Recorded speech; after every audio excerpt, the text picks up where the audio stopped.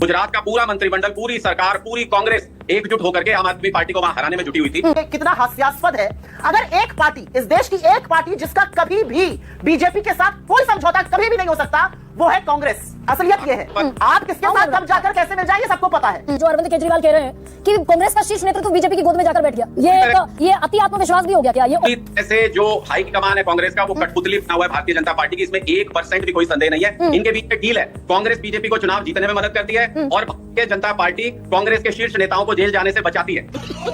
ऐसी बात एक वो व्यक्ति कहता है जो दिल्ली चुनाव, 6 महीने दिल्ली चुनाव को हो गए, 6 महीने से केजरीवाल जी गायब थे, अब एकदम से केजरीवाल जी अवतरित हुए और वो कह रहे हैं कांग्रेस और भाजपा की मिली भगत है। इस पर तो 4 साल का बच्चा भी हंसेगा। ठीक है, आप लोगों का जो अलग अलग लड़ना था, उसने और ज्यादा लुटिया डुबाई दिल्ली में। अरविंद केजरीवाल जी एकमात्र देश के ऐसे नेता हैं जो कुर्सी के पीछे नहीं भागते हैं, बल्कि कुर्सी को पता नहीं कितनी बार ठुकरा चुके हैं। वो बार बार ये एस्टेब्लिश कर चुके हैं देश की राजनीति में कि वो सेवा करने के लिए राजनीति में, वो कुर्सी के लिए राजनीति में नहीं है। ऐसा नेता भी फिर अनुराग नहीं है, क्योंकि हमने तो डिबेट्स की है इस पर, कम से कम 50 डिबेट की होंगी कि पहला ऐसा सिटिंग मुख्यमंत्री है जो भ्रष्टाचार के आरोप में जेल चला गया। गजब बेइज्जती। कमाल की तस्वीर है, आम आदमी पार्टी कह रही है बीजेपी, कांग्रेस का शीर्ष नेता बीजेपी की गोद में जाकर बैठ गया। अब इससे बड़ा चुटकुला और क्या होगा? अब इससे ज्यादा हास्यास्पद बात और क्या हो सकती है? खेल तो आम आदमी पार्टी और कांग्रेस को समझना पड़ेगा कि हम बीजेपी से लड़ रहे हैं या आपस में लड़ रहे हैं। अगर आपस में लड़ रहे हैं तो बीजेपी जीती रहेगी। मजा आया।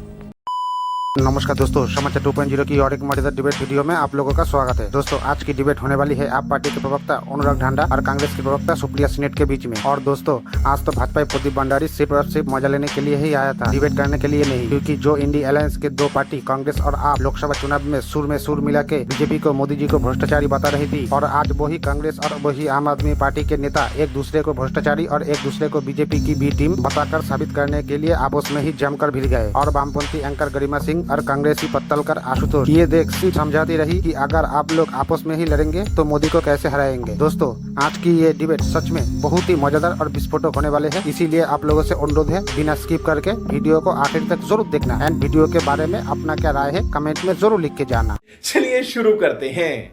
अनुराग, शुरुआत आप ही से कर लूं। भाई, मात्र 2 उपचुनाव जीते, एक पंजाब में जीत लिया, एक गुजरात में जीत लिया, और दोनों सीटें थी आम आदमी पार्टी की, मतलब अपनी ही सीटें रिटेन कर ली, और ओवर एंथुजियास्टिक इतने हो गए कि राष्ट्रीय राजनीति में जबरदस्त वापसी हो गई।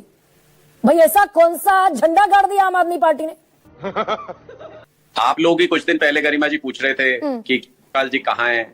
आम आदमी पार्टी तो दिल्ली में हार के बाद खत्म हो गई है। तो जो दिल्ली से खत्म हो गई थी आम आदमी पार्टी, अगर उसको पंजाब में भी खुली बाहों से स्वीकार किया जा रहा है और गुजरात में भी खुली बाहों से स्वीकार किया जा रहा है, इस तौर पर देश के लोगों को दिल्ली की हार के बाद ही बेशक से, लेकिन ये एहसास हुआ है, जो दिल्ली का संदेश है बीजेपी की सरकार आने के बाद कि केजरीवाल को मिस कर रहे हैं लोग, वो अब पूरे देश में गूंज रहा है, सिर्फ दिल्ली में नहीं गूंज रहा। नहीं, ये तो दोनों सीटें आम आदमी पार्टी की थी ना भाई। आप बीजेपी के कब्जे से कुछ छीन लेते, कांग्रेस की सीट कोई हासिल कर लेते, तब बात होती। मैं बताता हूं गरिमा जी, ये बात भी आपकी बिल्कुल ठीक है कि भाई हमारी सीटों पे जीतने के बाद हम ये क्यों कह रहे हैं, लेकिन जो आम चुनाव में गरिमा जी जितना वोट हमको इन दोनों सीटों पे मिला था, उससे ज्यादा वोट, अनुराग की आवाज जरा बढ़ाइए। हाँ, उससे ज्यादा मार्जिन से हम लोग उपचुनाव में जीते हैं। ऐसा अनप्रेसिडेंटेड है। आपके पैनल पे एक्सपर्ट भी बैठे हैं, आप उनसे पूछिए कि उपचुनाव में अमूमन वोट कम हो जाता है। उपचुनाव हमेशा सरकार के फेवर में चीजें जाती हैं। गुजरात का पूरा मंत्रिमंडल, पूरी सरकार, पूरी कांग्रेस एकजुट होकर के आम आदमी पार्टी को वहां हराने में जुटी हुई थी, और उसके बाद भी अगर हम अपने मार्जिन बढ़ा के 17,500 वोट से विसावत करके आ रहे हैं, तो इसका मतलब देश की राजनीति में, वैकल्पिक राजनीति को लेके केजरीवाल में एक नई उम्मीद लोगों को जगी है। और जो समय अब देश की राजनीति को केजरीवाल जी दे पा रहे हैं, मुझे इसमें कोई संदेह नहीं, आने वाले समय में आप देखिएगा कि पूरे देश में फुटप्रिंट आम आदमी पार्टी के किस तरह से मजबूत होंगे, वो आपको आने वाले समय में नजर आएगा। जैसे जैसे अरविंद केजरीवाल जी संगठन को और पूरे देश की राजनीति को समय दे रहे हैं, लोगों को उनमें एक विकल्प नजर आ रहा है। जो बीजेपी और कांग्रेस से परेशान हो चुके लोग, लेकिन ओवर एंथुजियास्टिक होते हुए जो अरविंद केजरीवाल कह रहे हैं कि कांग्रेस का शीर्ष नेतृत्व बीजेपी की गोद में जाकर बैठ गया, ये अति आत्मविश्वास भी हो गया क्या? ये ओवर कॉन्फिडेंस भी है क्या? गरिमा जी, पूरी तरह से जो हाई कमान है कांग्रेस का, वो कठपुतली बना हुआ है भारतीय जनता पार्टी की, इसमें 1% भी कोई संदेह नहीं है। इनके बीच में डील है, कांग्रेस बीजेपी को चुनाव जीतने में मदद करती है और भारतीय जनता पार्टी कांग्रेस के शीर्ष नेताओं को जेल जाने से बचाती है। ये क्लियर कट डील है। इसको जितनी जल्दी लोग समझ रहे हैं, उतना दोनों पार्टियों से हटते चले जाएंगे। ये साफ तौर पे देश की राजनीति में अब समझ जाना चाहिए, मूलभूत सुविधाओं पे ना कांग्रेस काम करती, ना बीजेपी काम करती। ना बीजेपी के नेता कांग्रेस वालों को जेल भेजते, ना कांग्रेस के नेता बीजेपी वालों को जेल भेजते। तो यहाँ से ये तय होता है कि अनुराग, एक बड़ी खबर आप ही दे दीजिए, यहाँ से ये तय होता है कि इंडिया गठबंधन में आम आदमी पार्टी अब नहीं है, Aam Aadmi Party is no more with India alliance. नहीं, ये तो गरिमा जी हम बहुत पहले स्पष्ट कर चुके हैं कि इंडिया गठबंधन एक चुनावी अलायंस था जो लोकसभा चुनाव के समय इस बात को लेकर लड़ा गया था कि भारतीय जनता पार्टी इस देश के लिए घातक है और उसको क्या चुनौती इकट्ठे होकर दी जा सकती है। वो लोकसभा चुनाव के बाद आप मुझे बताइए कहां गठबंधन हुआ? हर राज्य में हम अपना चुनाव लड़ रहे हैं, कांग्रेस चुनाव लड़ रही है। और ये तो स्पष्ट है, अब जो पूरा सिनेरियो देख करके ये तो स्पष्ट है कि कांग्रेस और बीजेपी जब आइडियोलॉजिकली एक दूसरे की मदद कर रहे हैं, जब एक दूसरे के नेताओं के पीछे खड़े हुए हैं, दिल्ली में इकट्ठे मिलकर चुनाव लड़ा इन्होंने, गुजरात उपचुनाव इकट्ठे मिलकर ये लोग लड़ रहे थे आम आदमी पार्टी के खिलाफ, तो अब तो ये पूरी तरह से स्पष्ट है। कोई नहीं मतलब तो फिर अनुराग, जो दिल्ली में हुआ कि आम आदमी पार्टी अलग लड़ी, कांग्रेस अलग लड़ी, बीजेपी अलग लड़ी, बिकॉज ये बात आप प्रूव नहीं कर पाएंगे कि बीजेपी और कांग्रेस इकट्ठे मिलकर लड़ी। लेकिन आप नहीं, एक सेकेंड रुकिए ना, आप लोगों का जो अलग अलग लड़ना था उसने और ज्यादा लुटिया डुबाई दिल्ली में। मैं बता देता हूं गरिमा जी आपको, अगर आप जो दिल्ली के अंदर दिल्ली चुनाव में जो तीनों पार्टियों को चंदा मिला, आप उसका एक बार एनालिसिस कर लीजिएगा, आपको पूरी कहानी समझ में आ जाएगी। आम आदमी पार्टी को दिल्ली चुनाव के दौरान 2000 रुपए नकद चंदा मिला, बीजेपी को नकद कोई चंदा नहीं मिला, कांग्रेस पार्टी को जिसकी कोई आस नहीं थी, किसी सर्वे में एक सीट भी नहीं दिखा रहे थे, उसको 44 करोड़ रुपए कैश चंदा मिला, 44 करोड़ रुपए। नहीं तो इससे एक सेकंड अनुराग, आप डेविएट हो गए। इससे ये कहां साबित हो गया कि बीजेपी और कांग्रेस ने मिलकर चुनाव लड़ा? मैं ये कह रही हूं कि कांग्रेस ने अलग चुनाव लड़ा, आम आदमी पार्टी ने दिल्ली में अलग चुनाव लड़ा, भट्टा बैठ गया आम आदमी पार्टी का भी, कांग्रेस जीरो पर आ गई, जीरो पर थी। तो ये जो दिल्ली का मॉडल है, ये जो दिल्ली का मॉडल है, इसी को आप अप्लाई करते दिखेंगे बिहार में, इसी को गुजरात में, तो नतीजा यही आता दिखेगा क्या जो दिल्ली में आया? गरिमा जी 10 सेकंड दीजिए, मैं आपको स्थिति स्पष्ट करता हूं। आपने कहा 44 करोड़ रुपए कांग्रेस को मिलने से कैसे हो गया कि भाई ये मिले? मैं यही तो पूछना चाहता हूं कि जब दिल्ली के अंदर कोई सर्वे नहीं दिखा रहा, कहीं से एक सीट आने की उम्मीद कांग्रेस को नहीं, ये 44 करोड़ कैश कौन दे रहा है कांग्रेस को? और कोई एजेंसी, सीबीआई, ईडी, हमें तो कोई ऑनलाइन चंदा देता है, उस पे भी सीबीआई, ईडी चले जाते हैं, आईटी नोटिस दे देता है। 44 करोड़ कैश पे कोई एजेंसी नहीं जागी। इसका मतलब बीजेपी यानी आप ये कह रहे हैं कि बीजेपी ने अपने अकाउंट में चंदा, बीजेपी ने कैश चंदा खुद ना लेकर कांग्रेस को दिलवा दिया? भाई आप मुझे बता दीजिए कि हमारे तो ऑनलाइन चंदे पे भी आईटी के नोटिस जाते हैं, कांग्रेस को 44 करोड़ कैश चंदा मिला, आज तक आपने सुना उसके ऊपर कोई जांच बैठ गई? आज तक सुना किसी एजेंसी ने नोटिस उनको दे दिया? और ये अनुराग ढांडा को कैसे पता है? क्योंकि कैश चंदे का तो कोई रिकॉर्ड होता नहीं इस देश में।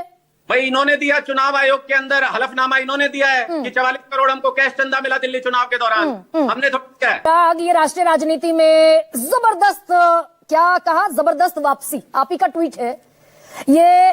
पंजाब की ज्यादा खुशी है गुजरात से कि भाई राज्यसभा सीट खाली हो गई और केजरीवाल को अब राज्यसभा ऊपरी सदन पहुंचाने का इंतजाम हो गया, इसकी ज्यादा खुशी है क्या? गरिमा जी मुझे लगता है कि आपने अरविंद केजरीवाल जी की प्रेस कॉन्फ्रेंस ध्यान से नहीं सुनी। अरविंद केजरीवाल जी ने आज घोषणा कर दी कि मैं राज्यसभा नहीं जा रहा हूं पंजाब से, तो ये उन सबके मुंह पे तमाचा है जो ये पूछते थे कि केजरीवाल पंजाब से राज्यसभा जाने के लिए ये चुनाव लड़वा रहे हैं संजीव अरोड़ा जी को। अरविंद केजरीवाल जी एकमात्र देश के ऐसे नेता हैं जो कुर्सी के पीछे नहीं भागते हैं, बल्कि कुर्सी को पता नहीं कितनी बार ठुकरा चुके हैं। वो बार बार ये एस्टेब्लिश कर चुके हैं देश की राजनीति में कि वो सेवा करने के लिए राजनीति में, वो कुर्सी के लिए राजनीति में नहीं है। आप और नेता बता दीजिए जो राज्यसभा की सीट छोड़ देगा। सारी पार्टियां तो आरोप लगा रही थी राज्यसभा कोई ऐसा नेता भी फिर अनुराग नहीं है, क्योंकि हमने तो डिबेट्स किए इस पर, कम से कम 50 डिबेट की होंगी कि पहला ऐसा सिटिंग मुख्यमंत्री है जो भ्रष्टाचार के आरोप में जेल चला गया। गजब बेइज्जती है।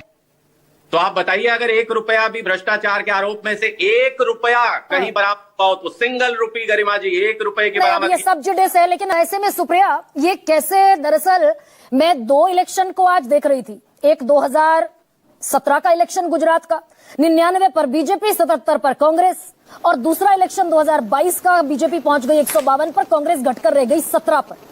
17 में से भी 5 विधायक चले गए टूटकर। 7 उपचुनाव हुए, किसी में भी कांग्रेस जीत हासिल नहीं कर पाई। यानी आम आदमी पार्टी को स्वीकार करती है गुजरात की जनता और कांग्रेस को खारिज करती है। यहां पर वक्तव्य दिए गए और ये कितना हास्यास्पद है। अगर एक पार्टी, इस देश की एक पार्टी जिसका कभी भी बीजेपी के साथ कोई समझौता कभी भी नहीं हो सकता, वो है कांग्रेस। असलियत ये है, आप किसके साथ कब जाकर कैसे मिल जाए ये सबको पता है।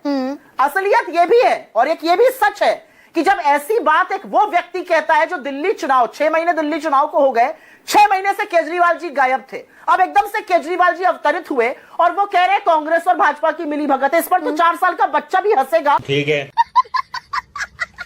और आपकी समझ पर सवाल उठाएगा।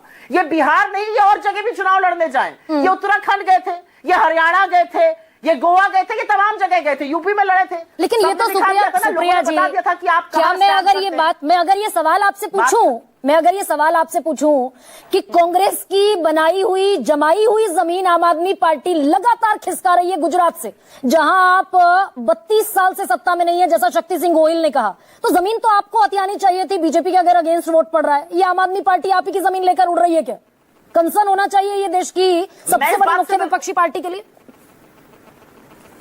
मैं इस बात से आंशिक रूप से सहमत हूं कि ये जमीन हमारी है और ये आपने जीती है। असलियत ये है कि जिस सीट पर आपकी विजय हुई है वहां पर बाहरी वर्सेस लोकल का सारा डिबेट था। जो गोपाल इटालिया थे उनके खिलाफ बीजेपी ने बाहरी को टिकट क्यों दिया, उनके हर्षद, उनके जवाब, जो बड़े बड़े नेता है वो लगातार उनके खिलाफ बोल रहे थे।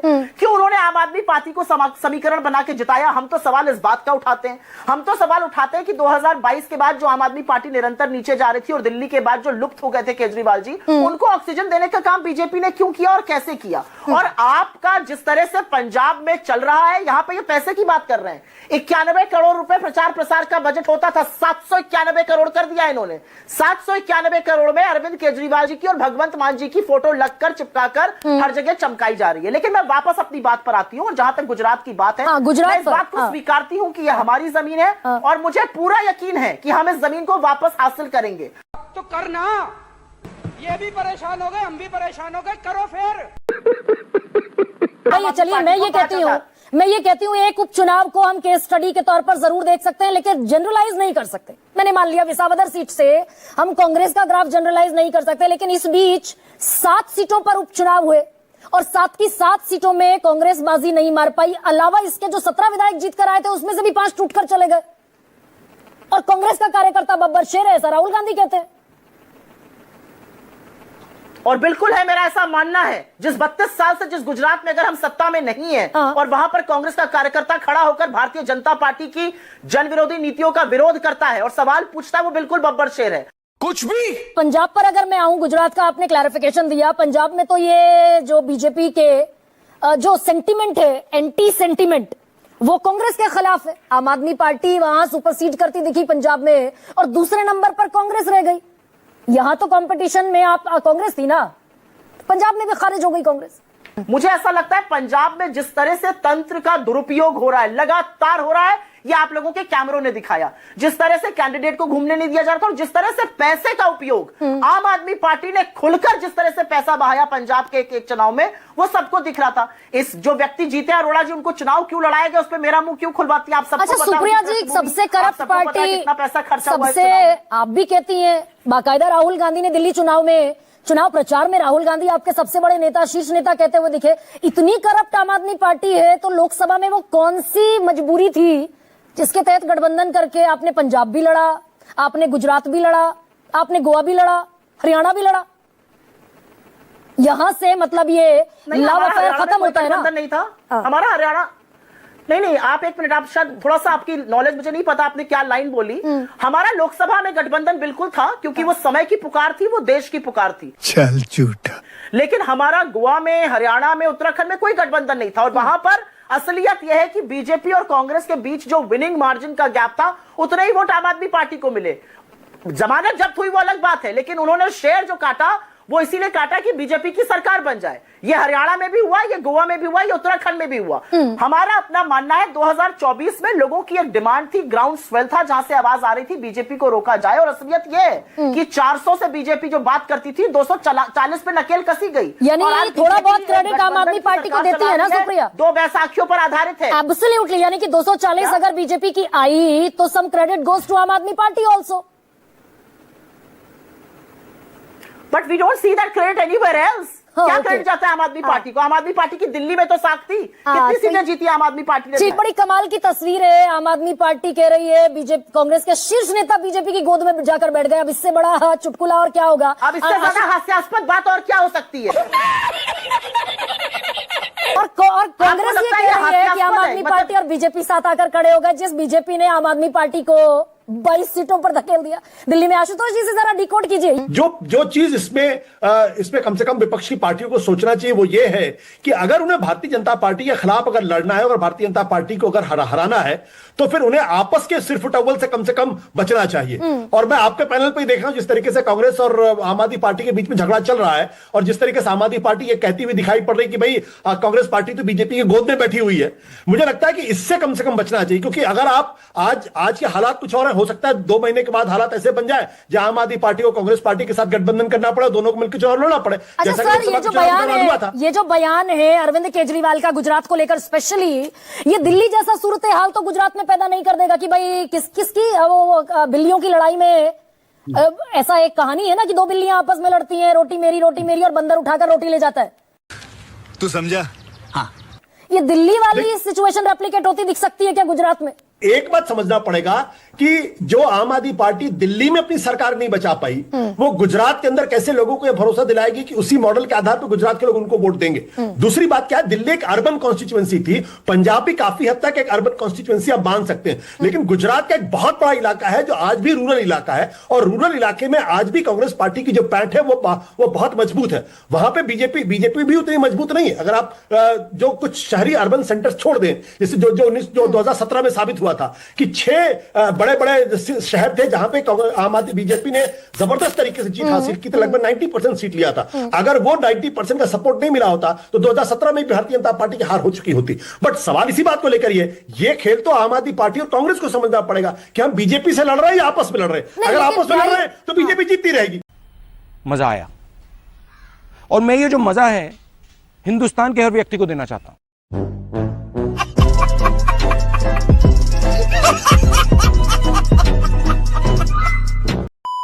दोस्तों वीडियो अंत तक देख ली तो अच्छी लगी होगी। अगर अच्छी लगी तो वीडियो को एक लाइक एंड चैनल को सब्सक्राइब कर लेना।